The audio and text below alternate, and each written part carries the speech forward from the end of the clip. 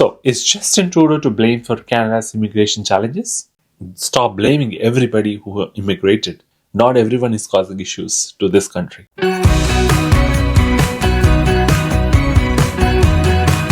Is Justin Trudeau really responsible for all the immigration problems in Canada?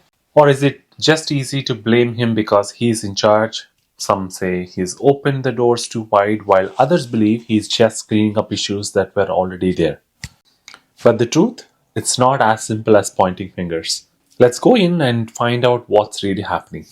Let's start with where things have started. Canada has one of the most ambitious immigration plans in the world, where in 2023 the government aimed to bring in 465,000 new permanent residents. And by 2025, that number will hit about 500,000 every year. And this is exactly the plan as of 2024. Of course, they did change some of these plans a month ago, but based on what they planned in the prior years, they sound very impressive, right? But here's the problem. Housing prices are through the roof, hospitals are overcrowded, and many newcomers can't find jobs that match their skills. Let's imagine this. You're excited to move to Canada, you're saved up, done your research, and finally arrive. But when you start looking for housing, everything is either way too expensive or already taken by someone else. You apply for jobs in your field, but they keep asking for Canadian experience. And that's exactly what thousands of immigrants are dealing with right now. So, is this all Trudeau's fault? Or is Canada really facing deeper problems beyond Trudeau? Well, when Justin Trudeau became Prime Minister in 2015, he promised to make Canada more open and inclusive. His government raised immigration targets, made it easier for international students to come here, and expanded programs like Express Entry. But here's where the things got tricky. Welcoming more people is absolutely great, but only if the country is ready for them. And that's where Trudeau's plans fall short. Take the international student situation, for example.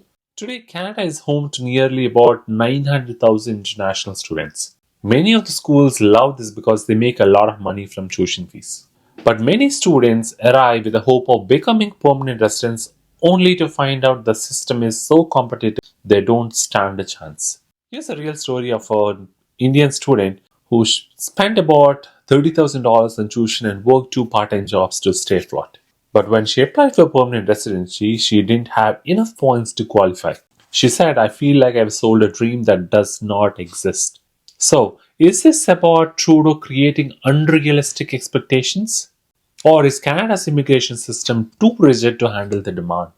Now, let's talk about temporary residents, which includes, of course, international students, workers on temporary permits, and asylum seekers. These people come to Canada with big dreams, work hard, pay taxes, but their future often feels uncertain. For instance, many temporary workers find themselves stuck in this world.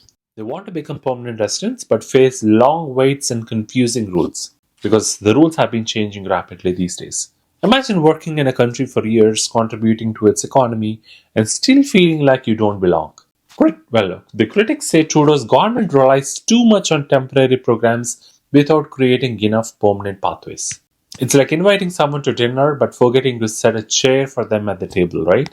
And here's my point. The dependence on temporary workers did not begin with Trudeau. For decades, Canada has used temporary visas to fill gaps in industries like farming, construction, or caregiving, wherever they see lack of people to support. So, did Trudeau make this worse by bringing in more people without fixing the system? Or is he just working with what he inherited? Do you all remember Trudeau's famous tweet in 2017? He said, "To those people feeling persecution, terror, and war, Canadians will welcome you." That message made headlines around the world, but it also had some sort of consequences where more people started crossing the border into Canada, especially at places like Roxman Road in Quebec. Critics say Trudeau's open door message made it sound like anyone could come to Canada even if the system was not ready for them. Let's think about it like this. If you tell the world your house is open for guests but don't have enough food, beds, or even space for everyone, things can get messy, right?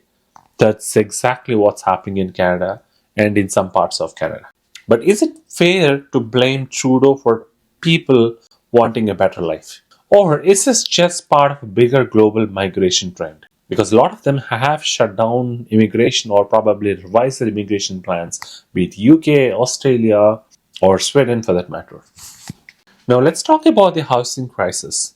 This is one of the biggest challenges Canada is facing right now. While a lot of provinces are already working to fix it, but still the problem is real. In cities like Toronto and Vancouver, housing prices have doubled in the last few years. And the rentals are no better. Some newcomers are even bidding against each other just to rent a small basement apartment. And here's a $1 million question. If Trudeau's government is bringing in more immigrants, why isn't it building more homes to support them? To be fair, housing is mostly a provincial and local issue, not something the federal government controls directly. Means the provinces were not ready to welcome the kind of immigrants that have come in the last few years. But critics argue that Trudeau should have worked with other levels of government to plan this better. And I agree to this point. It's like throwing a party, you can't just invite more people without making sure there's enough food and chairs for everyone, right?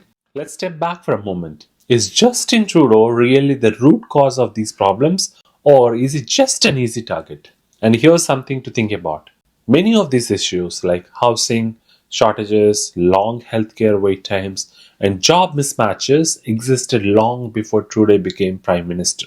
And I've seen a lot of videos of that nature where people have posted in 2017, 2018, or even before that, where they were not able to find the jobs exactly when they migrated to Canada. Their wait times were 6 months or longer. But what his government did was bringing these issues to light by increasing immigration targets. It's like turning up the heat on a pot that's already boiling. But blaming one person for a complicated issue like immigration might not be fair. It's like blaming the driver of a car for the potholes on the road. They're not the ones who build the road, but they still have to navigate it, right? Let's see what could have been better and what Trudeau's government could have done differently. The first and foremost is they should have set realistic targets. Instead of focusing on big numbers, plan immigration levels based on how much housing, healthcare, and the jobs can actually support, right? That's your starting point always. And secondly, improve with the communication levels where you're trying to be honest with immigrants and temporary residents about the challenges they might face, not showing only the rosy path to them, right? So by not selling a dream without showing them the reality. And thirdly, investing in long-term solutions like working with provinces and cities to build more affordable housing, improve public services, and create jobs that match newcomers' skills. And there is a lot which is happening at this time, but this should have been done way back before even COVID. And these challenges wouldn't solve everything overnight, right? But they would be a step in the right direction. So you might be thinking, what's the takeaway here? If you are an immigrant or someone planning to move to Canada, make sure you know what to expect. Do your research, plan your finances, understand the immigration process. Even after doing all of this, there is still a risk that you are walking into. So don't blame somebody else for your decision. And if you're a Canadian citizen, I'm sure I'm going to get a lot of lovely comments. Ask yourself, how can we create a system that works for both newcomers and the people who have been here for years? And if you're frustrated with Trudeau, remember this, immigration isn't just about politics. It's about people, their hopes, dreams, and struggles, right? Stop blaming them for everything and stop blaming everybody who immigrated. Not everyone is causing issues to this country. So, is Justin Trudeau to blame for Canada's immigration challenges? Or are we dealing with a much bigger problem that no single leader can fix? Let me know what you think in the comments below. And if you found this video helpful, don't forget to like, share, and subscribe. And let's keep this conversation going. And thank you for watching Great Tales.